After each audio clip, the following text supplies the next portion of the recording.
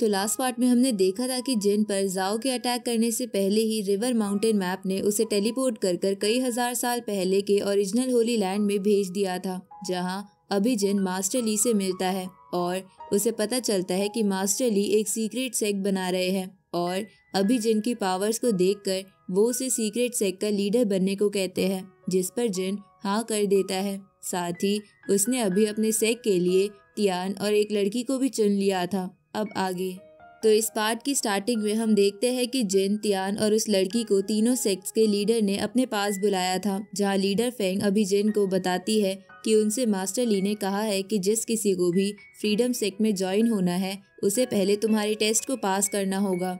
इसलिए हमने अभी हमारे चुने हुए कुछ डिसिपल्स को बुलाया है जिनका तुम टेस्ट ले सकते हो। अब ये सुनकर जिन समझ गया था कि असल में इन लोगों को अभी भी उसकी ताकत पर भरोसा नहीं है, इसलिए इन्होंने उसे यहाँ उसकी पावर दिखाने के लिए बुलाया है।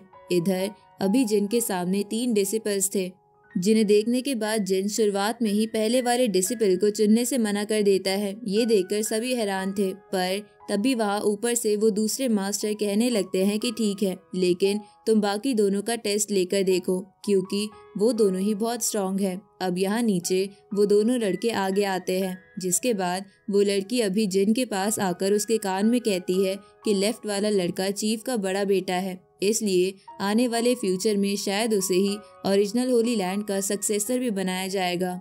इस पर जिन जोर से कहता है कि मुझे इस चीज से कोई फर्क नहीं पड़ता। तभी वहाँ युआनजी भी आगे आते हुए जिन से कहता है कि आपको मुझे चीफ के बेटे या फिर ओरिजिनल होली लैंड के सक्सेसर की तरह ट्रीट करने की जरूरत नहीं है। मुझे पूरा भरोसा है कि मैं आपके टेस्ट में पहले पास होऊंगा और उसके बाद ही फ्रीडम सेक्ट को ज्वाइन करूंगा।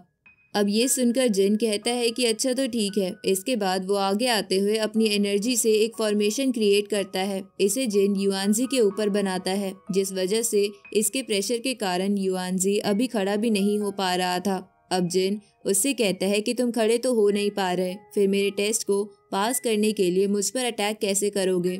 अब तभी वहाँ दूर से वो लड़का, जिसे जिन ऑलरेडी मना कर चुका है, वो कहता है कि तुम ब्रदर युआनजी से ज्यादा ताकतवर हो, इसलिए तुम्हें इतनी पावर का यूज नहीं करना चाहिए। लेकिन इस पर वो लड़की उसे चुप कराते हुए कहती है कि दूसरे किसी वर्ल्ड में हमारी फाइट किसी पावरफुल पर्सन से भी हो सकती है, इसलिए अगर युआनजी कमजोर है तो उसे हमारे साथ आने की जरूरत नहीं है। अब ये सुनकर युआनजी गुस्से में अपनी पूरी पावर से उस फॉर्मेशन को उठाने लगता है, लेकिन इसके बाद जिन अपनी पावर बढ़ा देता है, जिस वजह से युआनजी फिर से अपने घुटनों के बल आ गया था। अब जिन उससे कहता है कि तुम्हारे भाई ने बिल्कुल सही कहा, मैं तुमसे ज्यादा ताकतवर हूँ, इसलिए तुम मुझे नहीं हरा सकते और अब मेरे हिसाब से तुम्हें हार मान ही लेनी चाहिए। और वैसे भी तुम ओरिजिनल होली लैंड के सक्सेसर हो, तुम्हें किसी से लड़ने की क्या जरूरत। अब इस बात से यहाँ युआनजी को बुरा लगता है, पर वो जिन की पावर का सामना नहीं कर सकता था, इसलिए वो हार मान लेता है। लेकिन अब जैसे ही जिन अपना फॉर्मेशन उसके ऊपर से हटाता है तो युआनजी तुरंत ही अपनी तलवार फेंकते हुए जिन पर हमला कर देता है। पर यहाँ जिन भी बहुत ही तेजी से वहाँ से हट गया था और साथ ही उसने आगे आकर युआनजी की गर्दन भी पकड़ ली थी। दूसरी तरफ अभी लीडर फेंग और बाकी सब ये देखकर हैरान थे। लीडर फेंग कहती है कि इसमें युआनजी की स्पेशल टेक्निक को इतनी आसानी से कैसे डॉज कर लिया। इस पर मास्टर कोंगलू कह रहे थे कि मुझे भी समझ नहीं आ रहा कि अभी अभी इसने किस टेक्निक का इस्तेमाल किया है। वैसे इधर नीचे युआनजी जिन से माफी मांगते हुए कहता है कि मुझे इस तरह सरेंडर करने के बाद हमला नहीं करना चाहिए था, मैंने चीटिंग की है, इसलिए मुझे फ्रीडम सेक्ट ज्वाइन करने के बारे में सोचना भी नहीं चाहिए।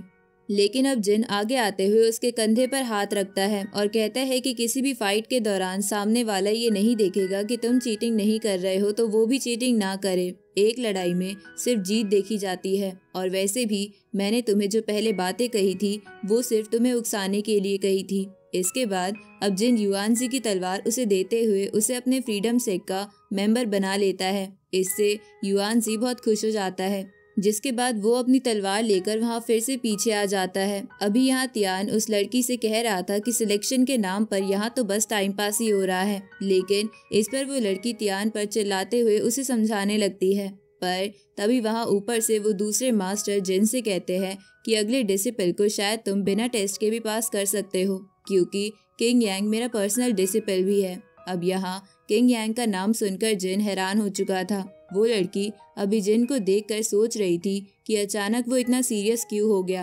तभी जिन उससे उसकी तलवार मांगता है, जिसके बाद वो यहाँ अपनी एनर्जी को रिलीज करते हुए किंग यांग की तरफ अपनी तलवार करता है। ये देखकर यहाँ किंग यांग भी थोड़ा हैरान था। वो कहता है कि आप मुझसे लड़ने के लिए इतना सीरियस हो गए हो, जिस पर जिन उससे कहता है कि तुम खुद एक पर्सनल डिसिपल हो, इसलिए तुम्हारे साथ मैं पूरी पावर के साथ फेयर फाइट करना चाहूंगा। और अब इतना कहते हुए जिन वहां हवा में आ जाता है। उसे देखकर वहां लीडर फेंग कह रही थी कि जिन किंग यांग से पूरी पावर के साथ लड़ना चाहता है, जिस पर वो दूसरे मास्टर कहते हैं कि चिंता की बात नहीं है, किंग यांग अभी तक फेयर फाइट में हारा नहीं है। अब यहाँ किंग यांग भी हवा में आते हुए अपनी धर्मा बॉडी को समन कर अपनी एनर्जी रिलीज करता है। इस पर वहाँ मास्टर कॉन्ग लू कहते हैं कि किंग यांग के अंदर अभी से एक एंशिएंट एम्परर बनने का टैलेंट है, क्या सच में जिन उसे हरा पाएगा। अभी इस तरफ किंग यांग जिन से कहता है कि ये एक फेयर फाइट होगी, इसलिए मैं चाहता हूँ कि आप भी अपनी पूरी पावर का इस्तेमाल करें। और अब इतना कहते हुए वो अपनी धर्मा बॉडी के साथ जिन पर अटैक करने आगे बढ़ जाता है। लेकिन यहाँ जिन अभी उसकी बातों पर ध्यान नहीं दे रहा था, क्योंकि उसे किंग यांग में फ्यूचर वाला किंग यांग दिखाई दे रहा था। पर इसके बाद वो तुरंत ही अपने स्वॉर्ड स्ट्राइक अटैक से हमला करता है, जिससे वहाँ किंग यांग की धर्मा बॉडी भी डिस्ट्रॉय हो चुकी थी और साथ ही वो भी वहाँ से दूर हो गया था। ये देखकर अभी सब हैरान थे, पर तभी जिन फिर से किंग यांग पर हमला कर देता है। इससे बचने के लिए किंग यांग अब अपनी पोजीशन बदल रहा था, पर यहाँ जिन की स्पीड उससे ज्यादा तेज थी। साथ ही वो बहुत सीरियस होकर किंग यांग पर हमला कर रहा था। ये देखते हुए यहाँ युआन जी कहता है कि इसका मतलब सेक्ट मास्टर ने मुझ पर अपनी पूरी पावर का इस्तेमाल नहीं किया था। अब यहाँ हवा में हम देखते हैं कि जिन की रफ्तार बढ़ते ही जा रही थी, जिस वजह से उसके अटैक्स को डॉज कर पाना नामुमकिन था। इधर दूसरे मास्टर जिन को आवाज लगाते हुए कहते हैं कि ये बस एक टेस्ट है, तुम्हें इसे सीरियसली नहीं लेना चाहिए।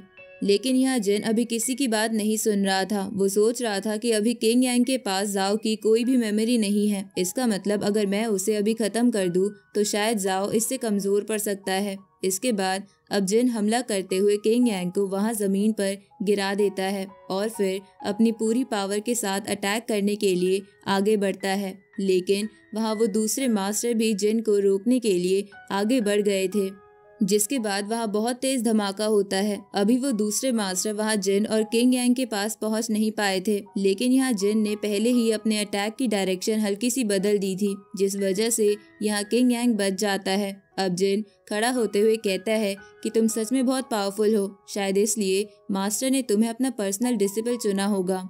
इस पर किंग यांग जिन को थैंक्स कहता है और पूछता है कि क्या अब मैं भी फ्रीडम सेक्ट का मेंबर बन सकता हूँ, लेकिन इस पर जिन तुरंत ही ना कहकर वहाँ से आगे बढ़ जाता है। अब इस पर वो मास्टर जिन से कह रहे थे कि किंग यांग स्ट्रांग है और ये उसने तुम्हें साबित कर दिया है, फिर तुम उसे सेलेक्ट क्यों नहीं कर रहे। इस पर जिन कहता है कि ये तो मेरी मर्जी है, बाकी अगर आपको कुछ प्रॉब्लम हो तो आप मास्टर ली से बात कर सकते हो। इसके बाद अब जिन यहाँ तियान और उस लड़की के पास आ गया था, जहाँ वो उससे पूछते हैं कि वो ठीक तो है, जिस पर वो हाँ करता है। साथ ही अब वो युआनजी को भी बुला लेता है और फिर वो चारों वहाँ से चले जाते हैं। इस तरफ मास्टर कॉन्ग लू अभी लीडर फेंग से कह रहे थे कि मुझे तो मास्टर ली के डिसीजन पर थोड़ा सा डाउट है, ना जाने उन्होंने इस लड़के को इतनी बड़ी रिस्पॉन्सिबिलिटी देकर सही किया या गलत। लेकिन अब उनके इतना कहते ही ये पार्ट यहीं पर एंड हो जाता है।